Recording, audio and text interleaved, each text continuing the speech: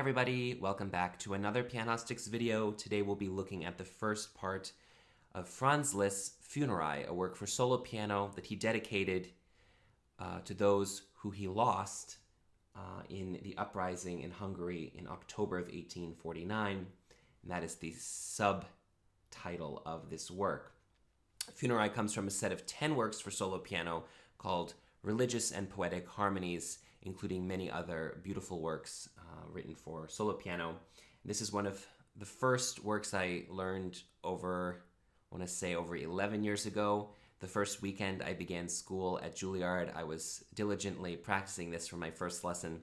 So this piece has followed me and I have grown with this piece for many years. I want to speak about 3 different aspects of our game plan today, and that's going to cover the first half of the work. And I'm going to play a few examples because if I played the work, it would kind of take up the whole 15 minutes. So I want to play a few examples of what I want to speak about. The first aspect of finding and creating directional sounds. That's going to be these bell sounds that we hear in the beginning, the chiming of the clock in the bell tower of the church, and you'll see these in the left hand. The second aspect of the game plan is voicing the left hand over the right hand. When we first have the statement of the theme, it exists in the left hand. And balancing the tension of the left hand with also these accompaniments in the right hand of just these short chords is a difficult task, and we'll just discuss a few aspects about that. And the third is accompaniment extending the line, and in terms of when the second theme comes in, we have the left hand. It needs to kind of ebb and flow with a very stationary melody so that we don't feel like the melody is constantly stopping us from finding flow. And so we can think about how the accompaniment can change and can also anticipate what's going to be going on in our melody, whether the melody is going to kind of crest or peak at a certain point, or if it's going to have a small rubato, ritardando, or pick up in terms of tempo or dynamics. So I'm going to play the first opening part of the Funérailles, and then we'll discuss the directional sounds, and then we'll play the other parts and discuss those as well.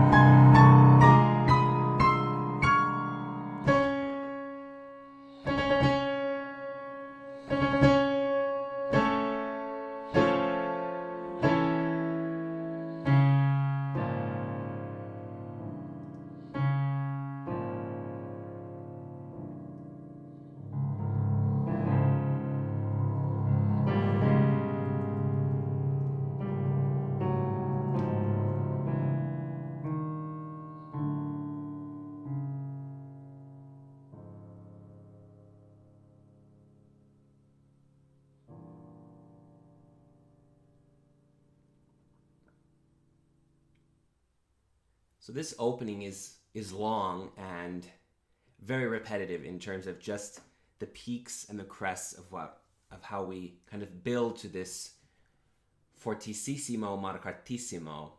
And it's very difficult to start it. It starts forte with mezzo forte in the right hand. And so there's already this kind of benchmark of you kind of have a lot of sound.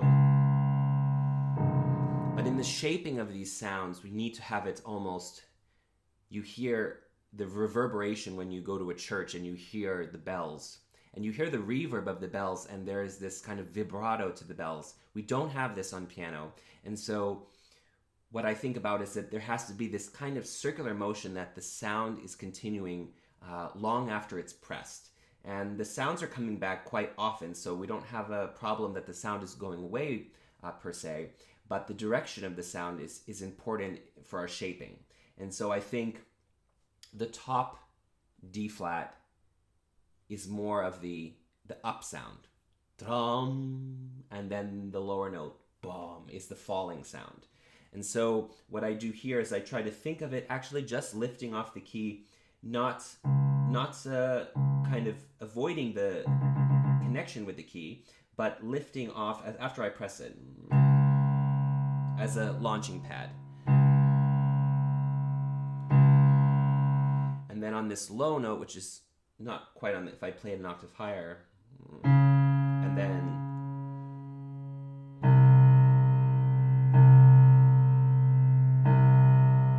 it really sinks to the bottom. So we have this kind of two-way street of up and down.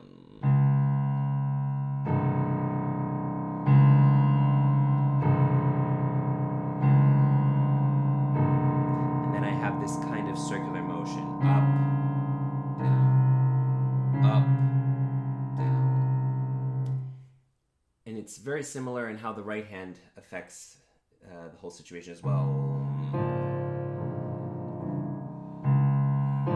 So this is kind of up or down, up, down, down, up, down, up, so that you really have the push and pull. And instead of just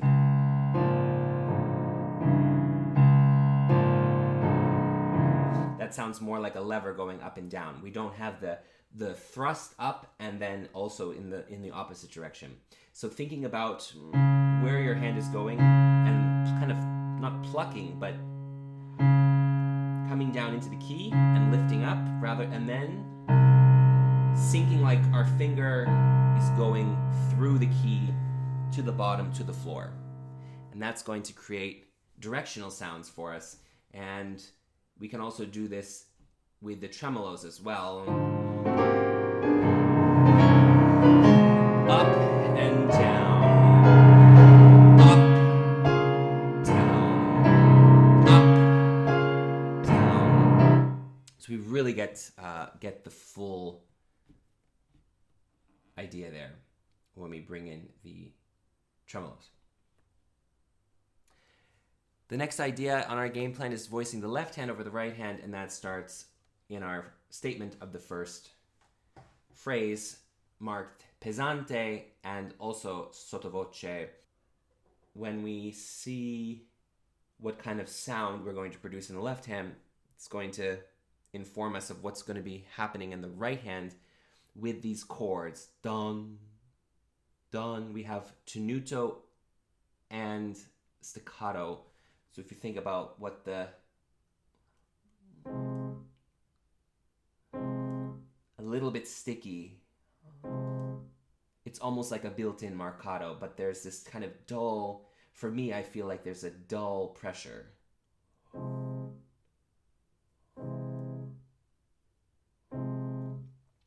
When we play the melody in the left hand, it's very easy for us to play lighter, or to think that we have to play lighter because it's sottovoce, but also pesante is written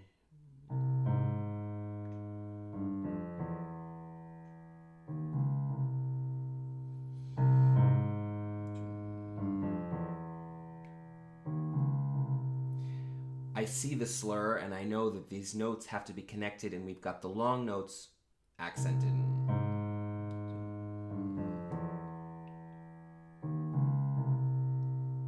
One thing I always make sure with my weight is that I'm moving from one note to the next with a similar movement. If I go,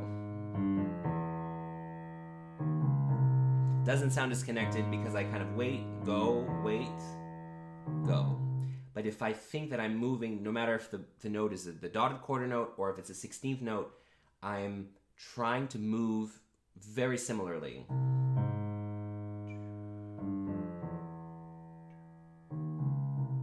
And just having real precise control over our movements is going to change the direction and the sound from note to note, and it's going to give us the slur, and it's also going to allow us to keep pesante, and it's going to also help us keep the mood that we've created.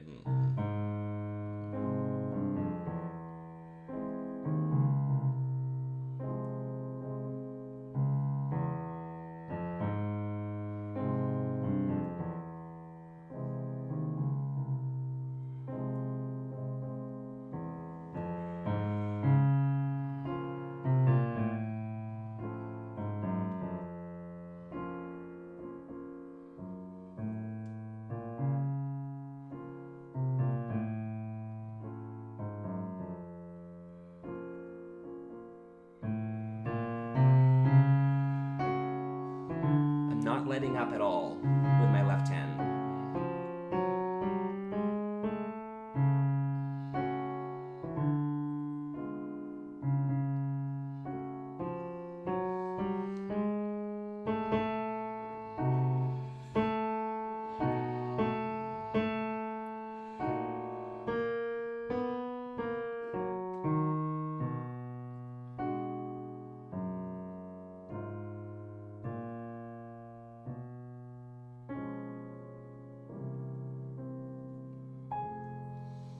Obviously on a keyboard, you're not going to get similar effects that you could get on a piano, but just watching the micro movements and practicing that you're staying in this character, whether it's your idea of being dull, being connected, being a little bit painful, sorrowful, you label it with your character and you don't allow any kind of movements to hinder the execution of that character. And once you find the correct voicing, then you can think, how is that related to my right hand?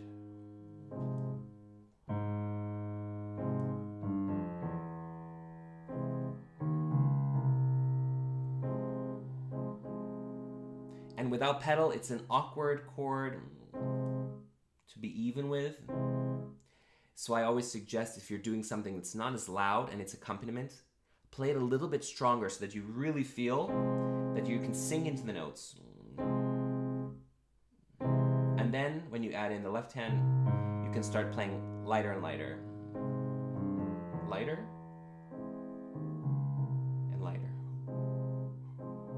But you kind of minimize the sound, but you don't minimize the effect. You don't minimize this dull pressure, pain, or whatever you decide to attribute for this character. And so I think that's the best way to go about beginning to think about how the left hand, when it has the melody, can be voiced over the right hand. It's a commitment to character and playing sometimes a little bit more than you need to, so that you can then feel comfortable with your chords or whatever figures that you have, and then you can lighten it up and have it, match your balance. And that's going to depend on the piano, the hall, and many other factors. Last thing I want to speak about is accompaniment extending the line. And this is when we have, where is it? Here. We could just play the last line of this, which is our beautiful second theme.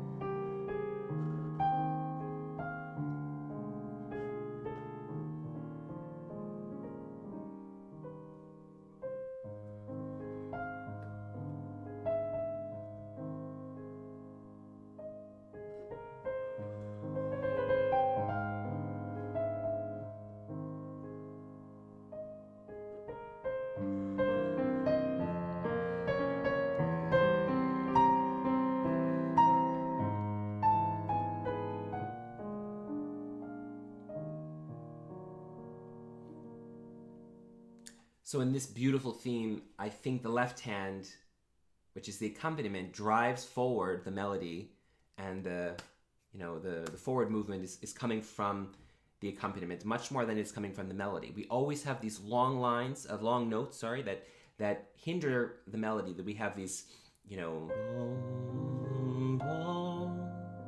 if we don't have any direction in the left hand during these long notes, there's no longing.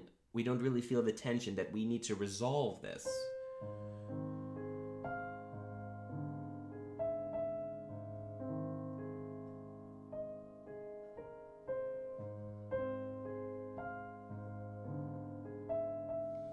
But if we push ahead and pull and give a little bit of tension, we hear this real amazing effect.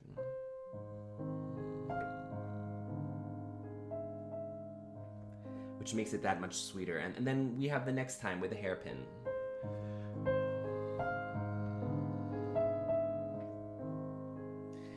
And because I wanted to go forward this time, from this, with the hairpin, I use that to push forward. The left hand also, the accompaniment, needs to be anticipating that, so there isn't a break. For example, if I slow in the left hand and push in the right hand,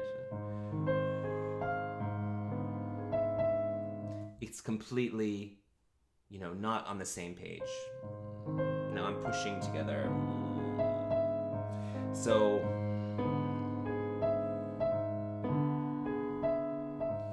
in this way, the left hand, these notes are coming together.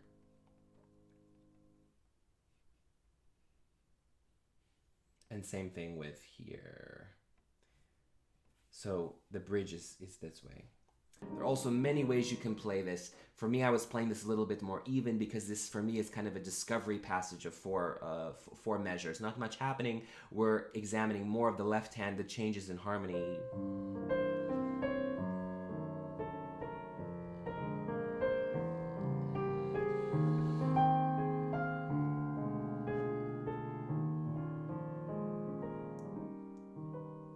But for example, you can play it much different. You can kind of fade away, or I think fading away and reacting to what the hairpins have to say.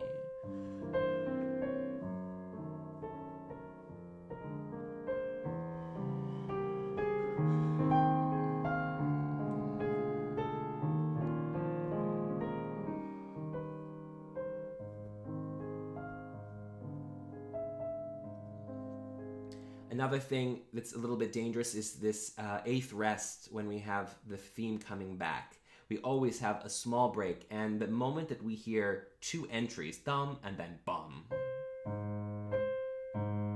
I think the whole point is that the measure starts from the single note in the right hand, and the left hand picks up as if perhaps we can think that there's been a low bass note already hit. So that we can avoid the accent on the second eighth, and we keep it going like the accompaniment is kind of being strummed out of thin air, or it's a harp or something to that effect.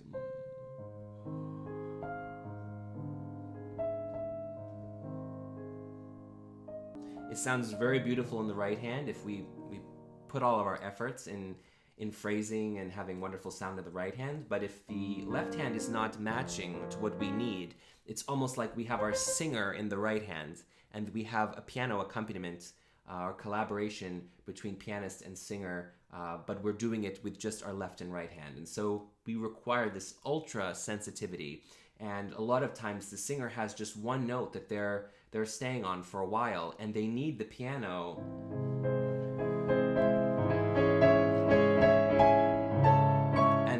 while, this is just an example of what you could have, we really need to be aware and helpful and sensitive with our accompaniment so that we can predict and also move sensitively so that our melody, whether it's in the left hand or the right hand, we have it both ways in this work, so that the melody can soar and the tension can have this very even ebb and flow with wonderful releases and painful moments that we have to hold back. This is a beautiful piece, and we're only about halfway through. We'll continue again soon with part 2, but I hope that you enjoy Franz Liszt's Funérailles. See you next time.